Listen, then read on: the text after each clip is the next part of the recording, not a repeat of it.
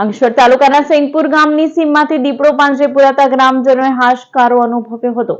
One વિભાગ દ્વારા પાંજરે પુરાયેલા દીપડાને સલામત સ્થળે છોડી મૂકવાની તજવીજ હાથ ધરી છે। અંકલેશ્વરના સેંગપુર ગામની સીમમાં કેશુભાઈની વાડી પાસે દીપડો નજરે પડતા ભયનો માહોલ છવાઈ ગયો હતો। દીપડાની હયાતી અંગેની જાણ અંકલેશ્વર વન વિભાગને કરવામાં આવતા વન વિભાગ દ્વારા વાડી પાસે મારણ સાથે પાંજરું મૂકવામાં આવ્યું હતું। આજરોજ દીપડો પાંજરે પુરાયેલો જોતા ગ્રામજનોના ટોળા ઉમટી પડ્યા હતા। આ અંગે વન વિભાગને જાણ કરતા વન વિભાગની ટીમ સ્થળ ઉપર આવી પહોંચી હતી અને દીપડાને વન વિભાગની શાલીમાર નર્સરી ખાતે લાવી સલામત સ્થળે છોડી મૂકવાની તજવીજ હાથ ધરી છે। ત્યારે દીપડો પાંજરે પુરાતા ગ્રામજનોએ હાશકારો અનુભવ્યો હતો।